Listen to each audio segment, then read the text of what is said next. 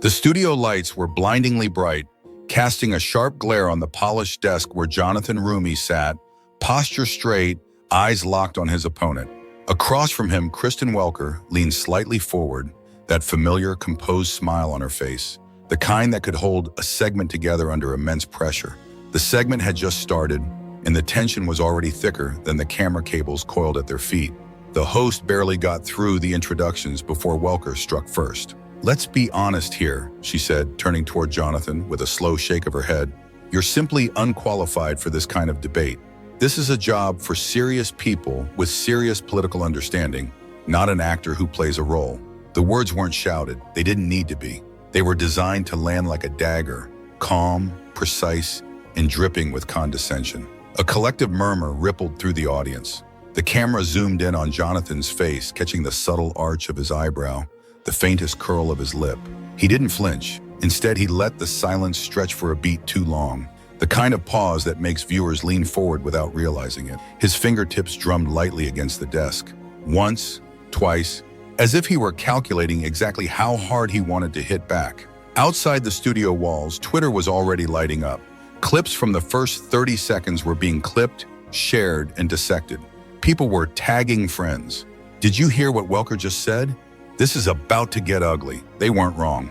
Jonathan finally leaned in, his voice smooth but cutting. "Funny," he said, eyes narrowing just slightly, "because from where I'm sitting, I'm not the one who spent years curating narratives for the American people without challenging the core assumptions. So, if you want to talk about being qualified, let's start with how many times you've presented information that conveniently skirts the real issues on live television." The audience gasped audibly, and the host tried to steer them back, but both individuals knew the gloves were off. Welker's smile faltered for just a split second, not enough for most people to notice, but enough for Jonathan to know he'd scored the first real point. And here's where I'd ask the audience, without breaking the narrative's intensity, if you were in Jonathan's seat right now, would you stay calm or hit back harder? The heat was only just beginning. The world was watching, and both knew there was no turning this into a polite conversation anymore. The host's attempt to smooth things over was doomed from the start. Welker, not missing a beat, turned her gaze back toward Jonathan with the kind of measured disdain that only seasoned journalists seem to master. "You can toss around talking points all you want," she said, her tone cool and deliberate. "But at the end of the day, you're here because of your public profile, not because you understand the complexities of policy or how a government actually operates. You've never had to make a real journalistic call on what truly serves the public interest." The audience let out a low "oh," the kind that swells when someone decides to twist the knife. A few people even laughed nervously. The camera caught Jonathan's jaw tightening for a fraction of a second, and then it was gone, replaced by a sharp, unshaken grin. Jonathan didn't rush. He glanced toward the host, then back at Welker, as if he were choosing which part of the battlefield to set fire to first. When he finally spoke, his voice carried just enough bite to make the sound tech lean forward in his chair. "You know what's funny, Kristen?" Jonathan said, leaning into the mic. "You talk about merit as if you earned your position through some noble trial by fire, when in reality you were handpicked to present and interpret every administration's statement, rarely challenging the underlying premise. You didn't make policy either. You just reported on it, often making it sound more palatable than it was." A collective gasp filled the room, and even the host's practiced smile faltered. Welker's pen, which had been spinning slowly between her fingers, froze mid-rotation. She tried to laugh it off, but the tension was no longer just between them. It had spread to the crew, the audience, and the millions watching at home. On Twitter, the clips were multiplying. Some were siding with Welker, calling it Jonathan out of his depth, while others were praising him for finally saying what no one else on TV had the guts to say. Comment threads were turning into battlegrounds in real time. For a moment, Jonathan let the silence hang again. The way a boxer waits to see if the opponent will swing back or retreat. He could feel the air thick with expectation. This wasn't just another political back and forth. This was two brands, two ideologies, and two egos colliding under the glare of unforgiving lights. And if you were watching live, you'd have to ask yourself at this point, is Welker going to double down? Or has Jonathan already cracked her composure? The stakes had just jumped from a war of words to a fight for narrative survival. Welker's laugh was short, clipped, the kind of laugh that said, "I'm still in control," even if the room was already tilting in someone else's favor. She leaned forward, elbows on the desk, voice dropping half an octave as she delivered the next blow.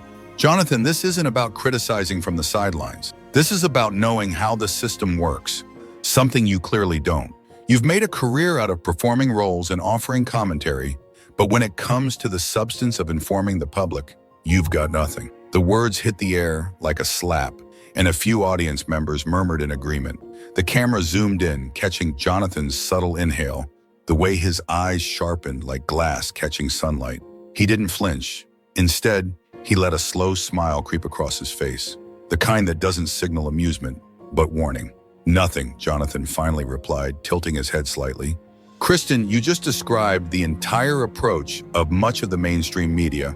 Present a lot, challenge nothing essential, and pray nobody notices. You talk about knowing the system like it's some badge of honor, but what you really mean is knowing how to keep the public engaged without genuinely scrutinizing those in power. You call me unqualified because I haven't been steeped in Washington's media circles long enough to learn your bad habits. That's not an insult, that's a compliment. I'd rather have a clear record of authenticity than a record of glossing over truths for the American people." Gasps again, this time sharper. The host shifted in his seat as if physically bracing for impact. Jonathan didn't stop. He leaned forward now, matching Welker's posture. Welker's pen tapped once, twice against her notepad. Her lips pressed into a thin line, and somewhere in the audience, a man whispered, "He's actually going to make her lose it." Social media was already exploding. Clips labeled Budden, Jonathan versus Kristen. The Showdown were climbing into trending territory. Some called it a masterclass in challenging media narratives. Others said it was reckless. Either way, it was undeniable. People couldn't look away. At this point, you couldn't help but wonder, is a Welker really going to hold her ground? Or is she about to crack under the weight of her own words? The smile Welker had worn at the start of the interview was gone. Her jaw tightened, and for the first time her voice came out with a sharp edge. "You know what, Jonathan?" Welker said, her tone rising just enough to cut through the murmurs in the studio. "It's easy to sit there and take cheap shots when you've never had the responsibility of actually leading a news program or conducting an interview with the world watching, trying to navigate complex political landscapes. You've never had to make the hard calls about what information to prioritize or how to question power without becoming the story yourself." The room went still, but her words didn't have the steady confidence from earlier. There was a tremor under them, a hint of frustration that, Jonathan could hear like a faint crack in a pane of glass. Welker leaned forward again, her pen forgotten, her hands now gripping the edge of the desk. "You call me a presenter of narratives, but at least I'm not selling simple outrage or playing a role for a living. At least I've done the work of journalism. What have you done besides perform for audiences and offer simplistic critiques?" That line brought a few scattered claps from the back row. It was the kind of applause that sounded more desperate than supportive. The camera caught Jonathan's eyes narrowing, not in anger, but in calculation. He let the silence hang for a beat too long, letting Welker's last line sit uncomfortably in the air. Then, with a calmness that made the moment even more tense, Jonathan replied, "Kristen, if your definition of doing the work is presenting filtered narratives and pretending that every challenging question can be spun into a balanced view, then you're right. I haven't done that kind of work, and thank God for it."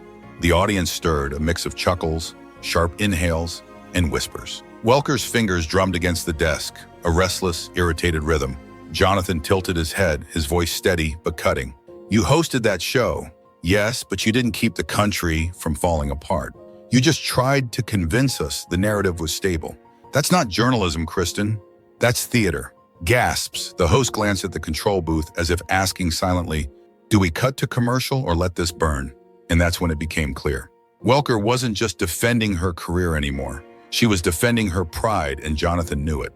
Jonathan leaned back in his chair, just enough to look completely unbothered, but his eyes locked onto Welker, like a predator deciding the perfect moment to strike. The audience could feel the shift. The tension that had been building was now tilting in Jonathan's favor. "You know, Kristen," he began slowly, "you keep bringing up what I haven't done. But maybe the better question is, what have you done that wasn't just presenting the established narrative, sometimes without robust challenge?" Welker's mouth opened slightly, ready to counter, but Jonathan didn't give her the chance. You talk about making hard calls. Let's be honest. Many of those calls are about what not to question too deeply, what not to push too hard on. You were the presenter, not always the unyielding inquisitor. You weren't steering the public toward uncomfortable truths. You were often framing stories to maintain a certain status quo. And you want to lecture me about authenticity? The audience reacted with a low wave of murmurs. Some gasped, others smirked knowingly. Even the host sat back, eyebrows raised, sensing this wasn't just an exchange, it was an unraveling. Jonathan kept going, his tone unwavering. You want to talk about qualifications? Fine. I'm qualified because I don't pretend neutrality when I see clear injustices. I'm qualified because I can stand here and say exactly what I believe without filtering it through a network's editorial guidelines first. Can you say the same, Kristen? Or do you still need permission before you truly speak your mind? That landed like a punch.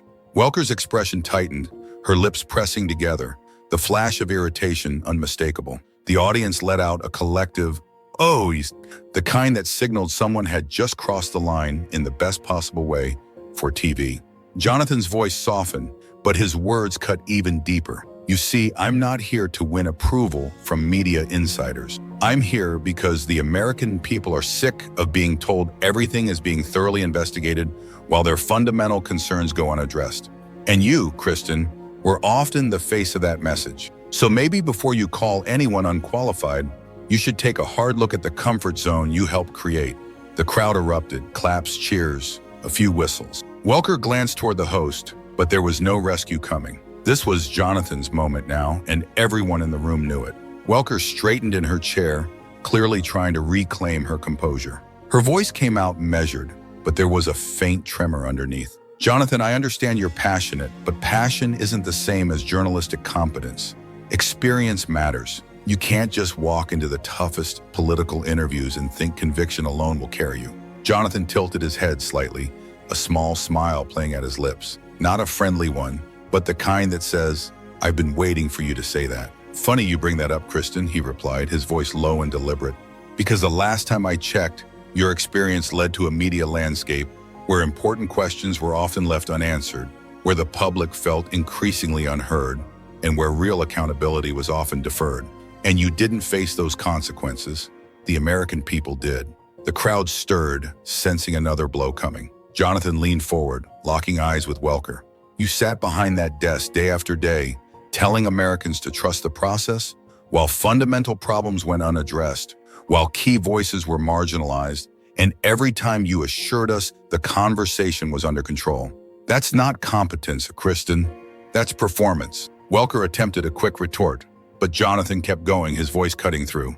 You know what real competence is? It's standing in front of people who disagree with you and holding your ground without hiding behind the accepted narratives. It's admitting when the journalistic approach fails and fixing it, not just spinning it so it sounds like a win. And right now, you're proving my point. You're not defending your record.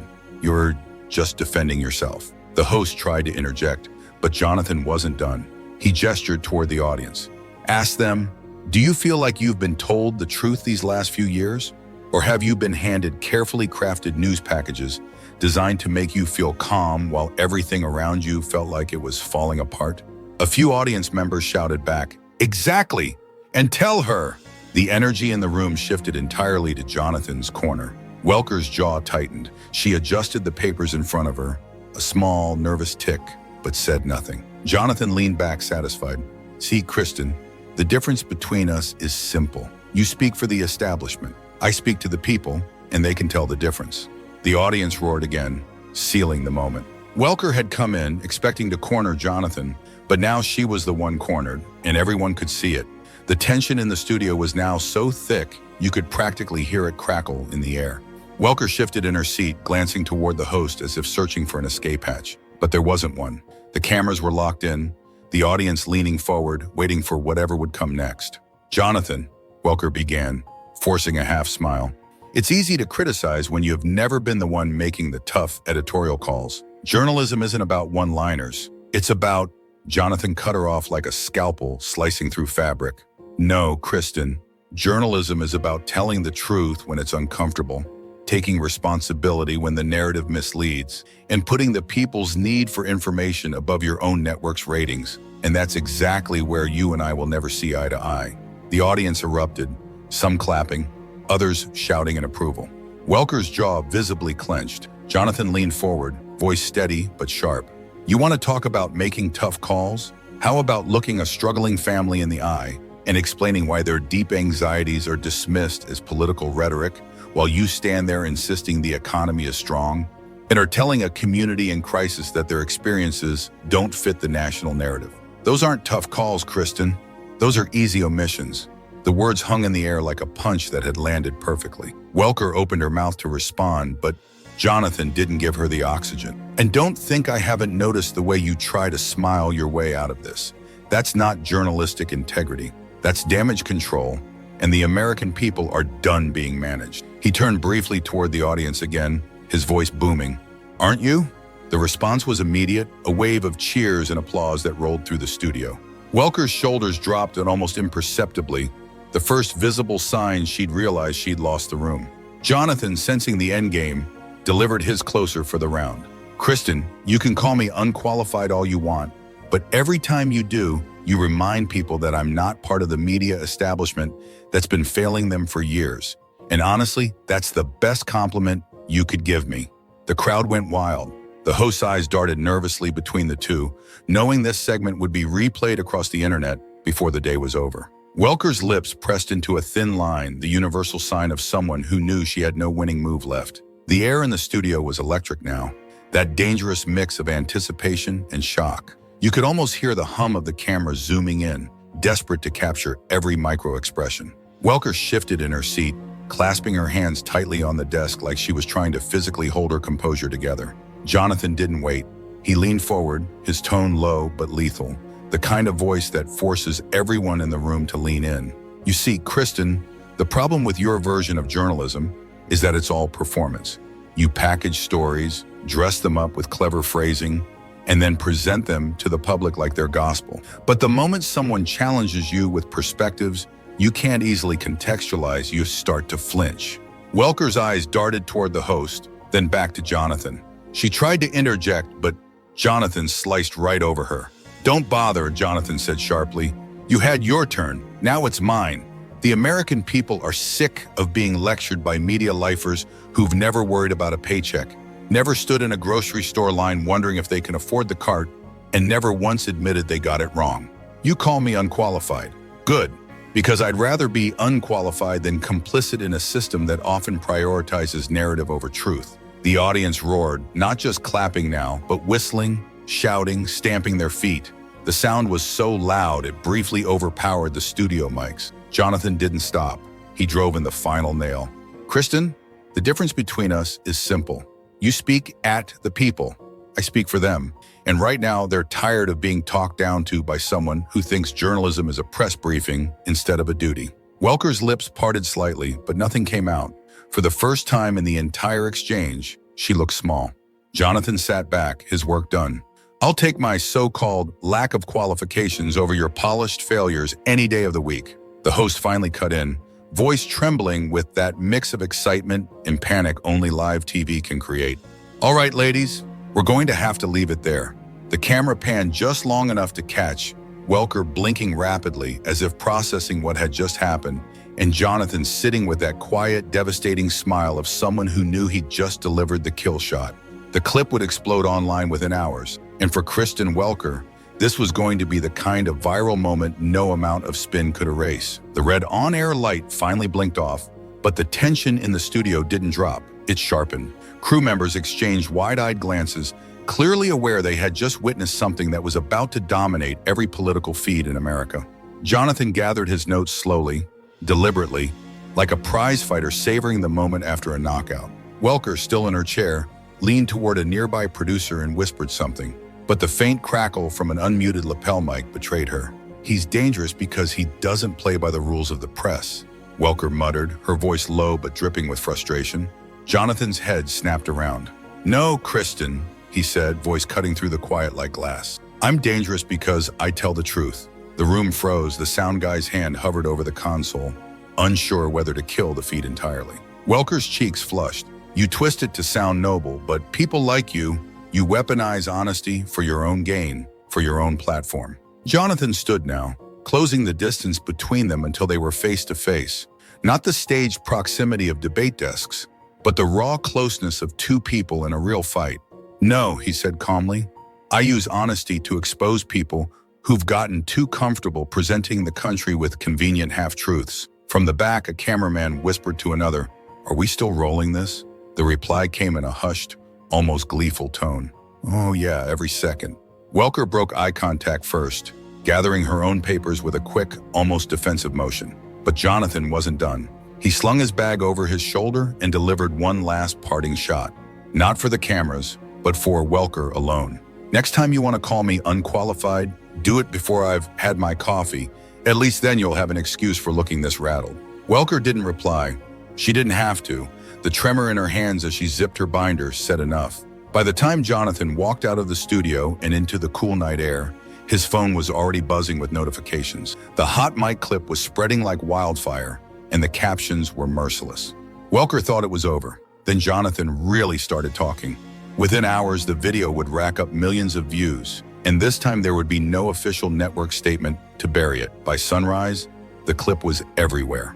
The hot mic moment, Welker's muttered frustration, Jonathan's razor-sharp rebuttal, had been sliced, memed, subtitled, and re-uploaded in every possible format. On Twitter, the hashtag #DangerTruth was trending above the latest news briefing. Cable news anchors who had been sipping their morning coffee were now interrupting scheduled segments to replay the exchange. One host, half smiling, told viewers, "If you missed last night's Showdown, you might want to cancel your plans for the next 3 minutes." Jonathan, however, wasn't basking in the viral glow from a couch at home. He was already seated at a strategy table in a downtown office surrounded by his closest advisors. "Look at the comments," one aide said, scrolling through thousands of replies. "Half the country thinks you just gave the line of the year. The other half thinks you've officially declared war on the media establishment." Jonathan smiled faintly. "Good, both halves are paying attention." An older campaign strategist leaned in. "You've got two choices now. Double down and own the narrative, or pivot and let the clip speak for itself." Jonathan shook his head. "No pivot. This isn't just about Welker. This is about everyone who thinks people like me should wait their turn, play nice, and smile for the cameras. I'm not here for that." Meanwhile, in the press room, Welker's team was scrambling. Leaked emails already finding their way into the hands of reporters revealed an urgent plan to reframe the viral moment as taken out of context. But it was too late. The unedited footage was everywhere, and the rawness of it was the very thing people were latching on to. At 9:45 a.m., Jonathan went live on his own social channels. The broadcast wasn't polished. No fancy backdrop, no scripted intro, just him speaking directly into the camera. You've all seen the clip. You've heard what was said when the mics were supposed to be off. That's who they really are when they think no one's listening. And here's the thing, I am listening and I'm not going anywhere. The comments exploded in real time. "This is why we watch you. He just ended Welker's career. Keep talking. We're with you." Within minutes, political analysts were calling it a defining moment, the kind that sticks in the public consciousness and shifts reputations overnight. By noon, even neutral networks were admitting the obvious. Welker had underestimated her opponent, and Jonathan had turned a quiet insult into a nationwide conversation about media authenticity. That night, as he reviewed the day's coverage, Jonathan allowed himself one brief, satisfied grin.